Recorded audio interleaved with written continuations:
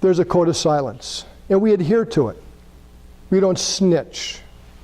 We don't rat on other people, because that's not part of our culture.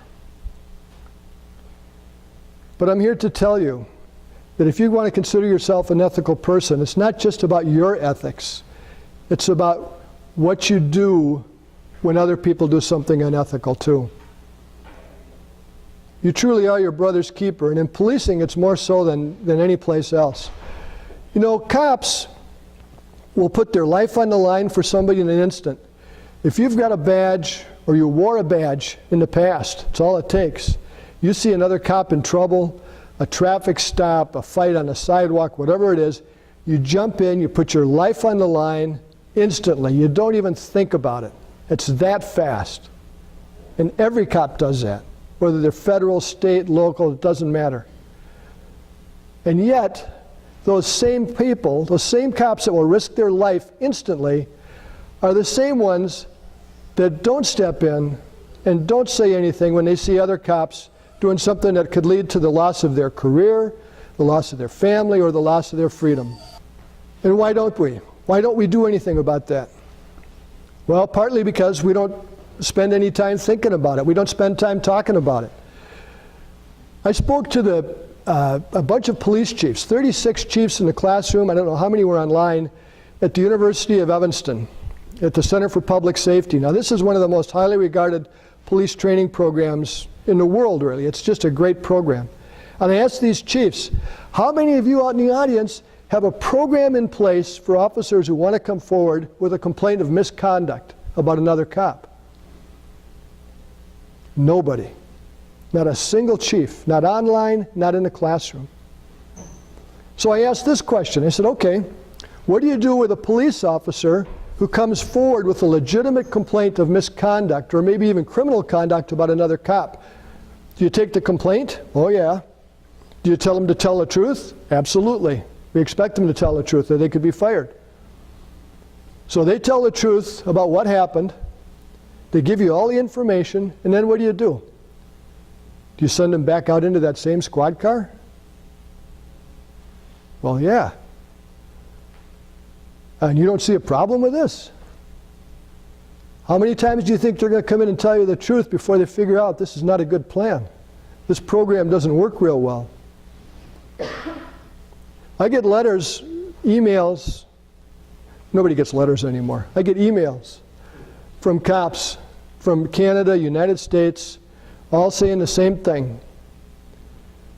I reported misconduct, and now I'm a pariah. People won't work with me, they won't talk to me, they make my life miserable because I reported somebody else's misconduct.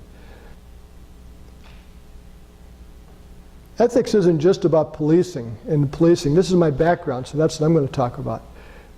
But this is about day-to-day living. This no rats idea, this idea that we don't talk about other cops or talk about other people. This is about how we do business on a day-to-day. And if you don't practice it on a day-to-day,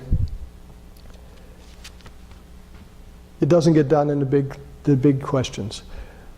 Somebody asked me, how do you make those tough choices on the really big cases? Well, those are easy. Let me think. If I go along with this, I'm going to go to prison if I get caught. Or if I report it, I'm at least home free. I'm not going to prison. I'm not going to lose my job. Now, that's a pretty straightforward case. But what do you do about the small stuff? What do you do about the little ones? Those are the tough ones. One of them I wrote about in my book. It was interesting. I had a cop come up to me and tell me that he thought I was writing about something he'd been involved in, because he got involved in something very similar where he went to make an arrest, it went badly. They covered it up in the reports. And not that they were arresting a nice guy, and that they didn't have a right to use force, but they doctored it up so that they could justify the injuries to the guy that they were arresting. And he says, I felt bad about that ever since. He said, I didn't know what to do.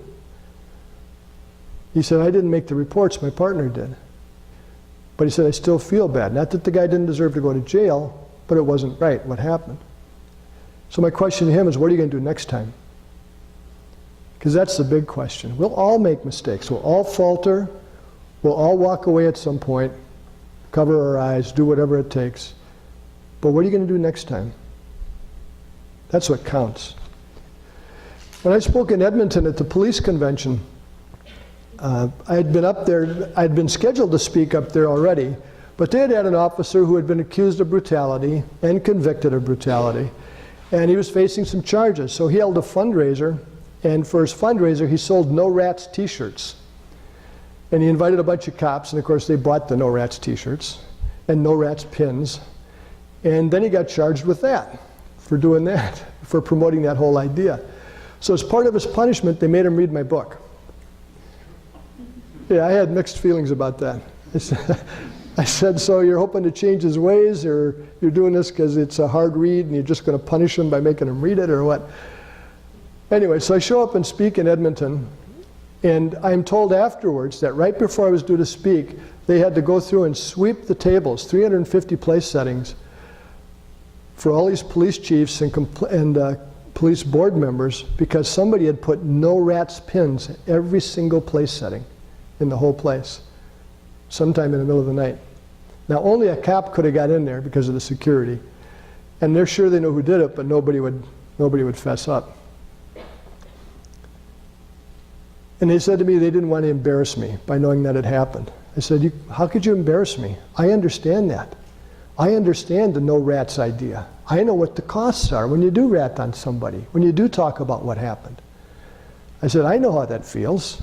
It's terrible. I hate going through that. I don't want to do it again. So you wouldn't have embarrassed me at all. This is how cops feel about this stuff. I said, and part of the problem is you don't tell your cops what's going to happen. You tell them, come in, tell the truth. They tell the truth. Then you send them back out to work with the same guy.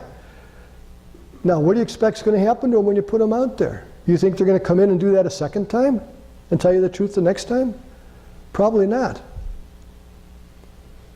I said, you guys are your own worst enemies. You're creating this atmosphere of no rats because you aren't dealing with it and teaching people to intervene, which is the biggest part of this. You've got to step in when somebody's doing something dumb. When I talk to cops in Edmonton, when I talk to cops in Mississippi, I've talked to cops in Calgary. I even talked at the RCMP college up in Regina.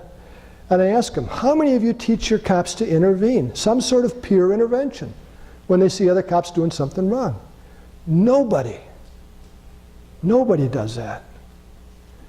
And I said, why not? Because this is such a basic thing. And if you learn it early and you think about it, just think about what you're going to do when you see somebody doing something wrong, you can make such a huge difference.